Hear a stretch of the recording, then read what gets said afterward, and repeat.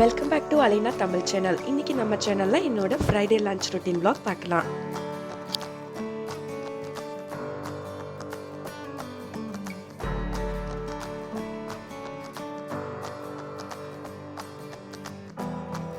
இன்னைக்கு லஞ்ச் என்னன்னு பார்த்தீங்கன்னா கீ ரைஸ், தாலிச்சா அண்ட் ஃப்ரைட் சிக்கன். இன்னைக்கு 1/4 கிலோ அரிசியில் நான் கீ ரைஸ் பண்ண போகிறேன். 1 கப் பாஸ்மதி அரிசிக்கு 1.5 கப் தண்ணி சரியாக இருக்கும். ஒரு 15 மினிட்ஸ் முன்னாடியே ஊற வச்சிருக்கேன்.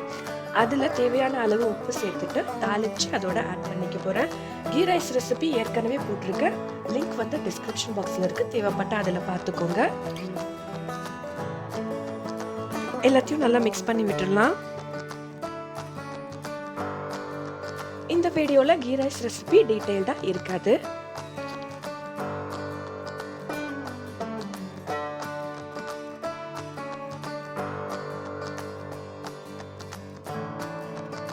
ரைஸ் ஒரு சைடு ரெடி ஆகிட்டு இருக்கட்டும்.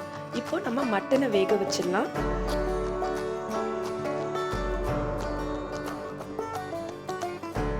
கால் கிலோ அளவு மட்டன் எடுத்திருக்கேன். அதில் 1 டீஸ்பூன் அளவு இஞ்சி பூண்டு பேஸ்ட் ஆட் பண்ணிக்கலாம்.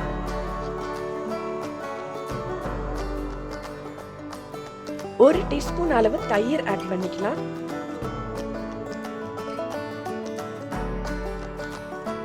தேவையான அளவு உப்பு ஆட் பண்ணிக்கலாம். 1/2 டீஸ்பூன் மஞ்சள் தூள் ஆட் பண்ணிக்கலாம். 1 டீஸ்பூன் கரம் மசாலா ஆட் பண்ணிக்கலாம். 1/2 டீஸ்பூன் அளவு மிளகாய் தூள் ஆட் பண்ணிக்கலாம்.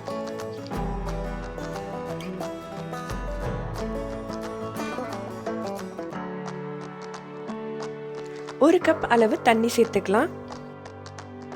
எல்லாத்தையும் நல்லா மிக்ஸ் பண்ணி விட்டுட்டு இதை வேக வச்சிடலாம். மட்டன் வேகத்துக்கு ஒரு 3 விசிலாவது தேவைப்படும்.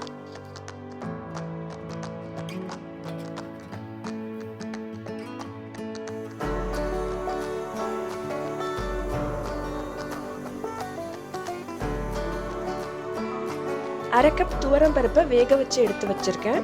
சாம்பாருக்கெல்லாம் வேக வைக்கிற மாதிரி வேக வச்சு எடுத்துக்கலாம்.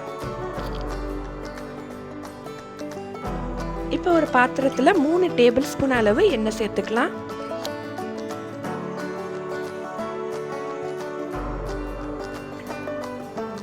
எண்ணெய் சூடு வந்ததுக்கு அப்புறம் பட்டை, கிராம்பு, ஏலக்காய் சேர்த்துக்கலாம்.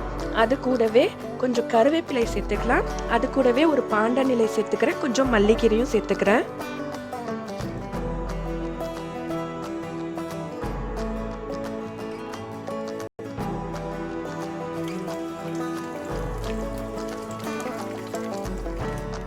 ஒரு வெங்காயத்தை ஸ்லைஸ் பண்ணி வச்சிருக்கேன். அதையும் இப்போ எண்ணெயில் சேர்த்துக்கலாம்.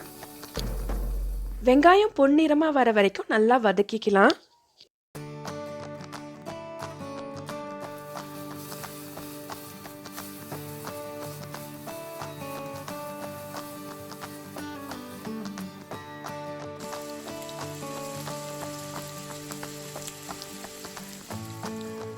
வெங்காயம் இந்த அளவுக்கு நல்லா பொன்னிறமா நிறம் மாறட்டும்.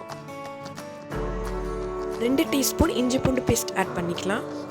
1 டீஸ்பூன் மிளகாய் தூள் ஆட் பண்ணிக்கலாம். காரத்துக்கு ஏற்ற மாதிரி நீங்கள் எக்ஸ்ட்ரா வேணாலும் ஆட் பண்ணிக்கலாம்.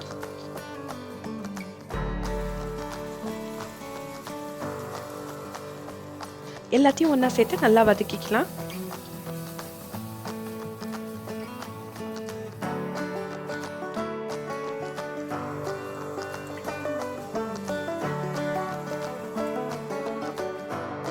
ரெண்டு டீஸ்பூன் அளவு தயிர் ஆட் பண்ணிக்கலாம். ஒரு மீடியம் சைஸ் தக்காளியை ஸ்லைஸ் பண்ணி வச்சிருக்கேன். அதையும் தயிர் கூடவே ஆட் பண்ணிக்கலாம்.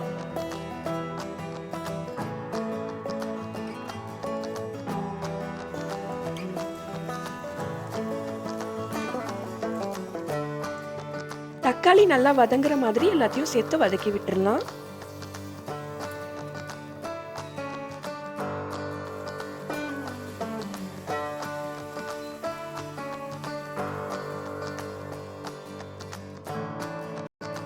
கால் கிலோ அளவு மட்டனுக்கு 2 மீடியம் சைஸ் உருளைக்கிழங்கு, 2 மீடியம் சைஸ் கத்திரிக்காய், 1 கேரட், ஒரு வாழைக்காய் நான் பெரிய பெரிய துண்டுகளை கட் பண்ணி வச்சிருக்கேன்.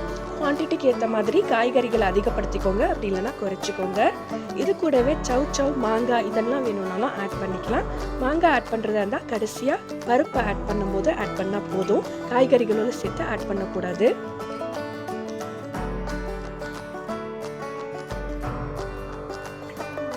இப்போ கட் பண்ணி வச்சிருக்க எல்லா காய்கறிகளையும் ஆட் பண்ணிக்கலாம்.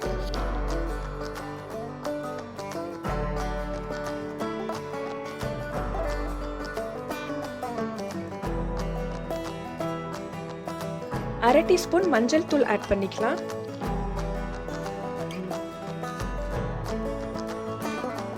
ரெண்டு டீஸ்பூன் அளவு கரம் மசாலா ஆட் பண்ணிக்கலாம்.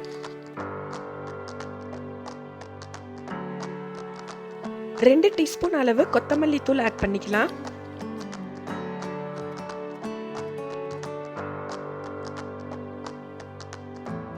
ஒரு டீஸ்பூன் மிளகுத்தூள் ஆட் பண்ணிக்கலாம். தேவையான அளவு உப்பு ஆட் பண்ணிக்கலாம்.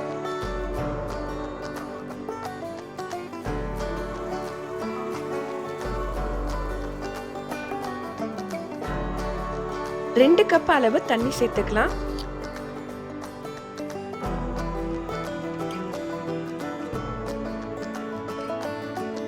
எல்லாத்தையும் நல்லா மிக்ஸ் பண்ணி விட்டுறலாம்.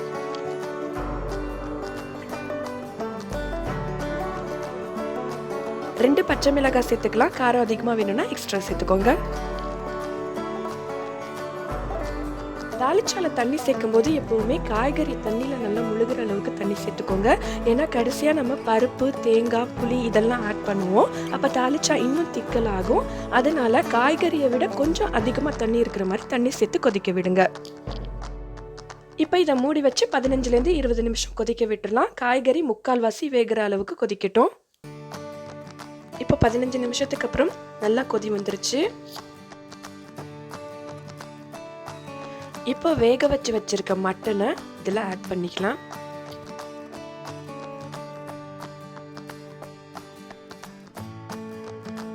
வேக வச்ச பருப்பையும் இப்போ இது கூட ஆட் பண்ணிக்கலாம்.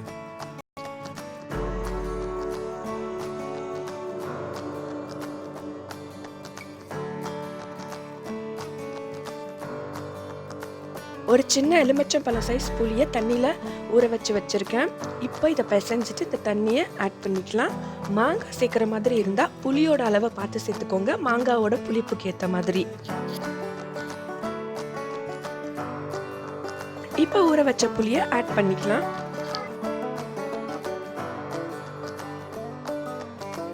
ஒரு டேபிள் ஸ்பூன் அளவு தேங்காய் பால் ஆட் பண்ணிக்க போகிறேன். அரைச்ச தேங்காய் வேணும்னாலும் ஆட் பண்ணிக்கலாம். எல்லாத்தையும் மிக்ஸ் பண்ணி விட்டுறலாம்.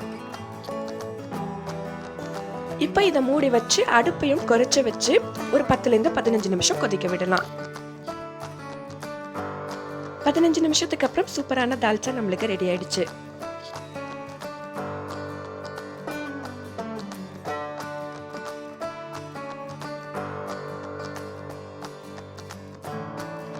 இப்போ கீ ரைஸும் ரெடி ஆயிடுச்சு. இதில் பன்னீர் குங்குமப்பூ ஆட் பண்ணிக்கலாம்.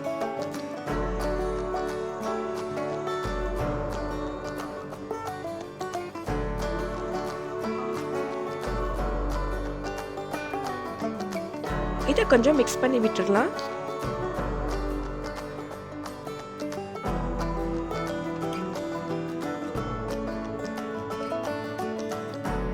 அடுத்தது சிக்கன் ஃப்ரை எப்படி பண்றதுன்னு பார்க்கலாம். 1/4 கிலோ அளவு சிக்கன் எடுத்திருக்கேன்.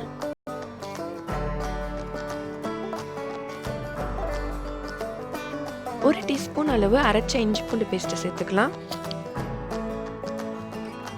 1 டீஸ்பூன் அளவு தயிர் சேர்த்துக்கலாம். 2 டீஸ்பூன் அளவு கரம் மசாலா சேர்த்துக்கலாம்.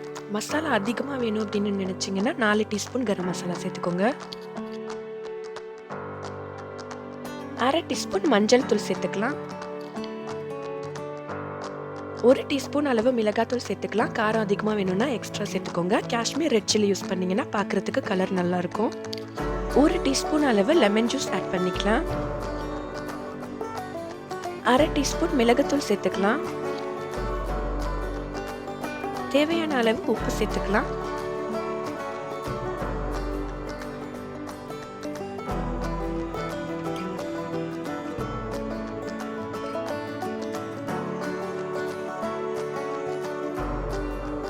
எல்லாத்தையும் நல்லா மிக்ஸ் பண்ணி விட்டுடலாம்.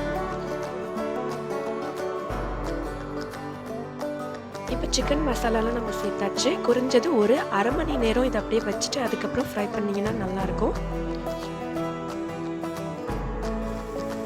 சிக்கனை இப்போ டீப் ஃப்ரை பண்ணி எடுத்துக்கலாம். இப்போ சிக்கன் நல்லா ஃப்ரை ஆகிடுச்சு. இப்போ இதை எடுத்துடலாம்.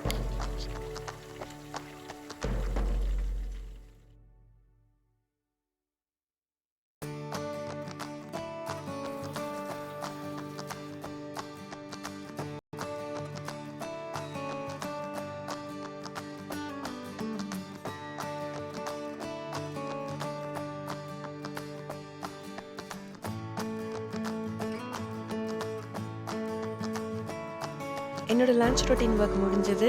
மீண்டும் ஒரு இன்ட்ரெஸ்டிங்கான வீடியோவில் சந்திக்கலாம். இந்த வீடியோ உங்களுக்கு பிடிச்சிருந்தால் லைக் பண்ணுங்கள், ஷேர் பண்ணுங்கள், சப்ஸ்கிரைப் பண்ணுங்கள்.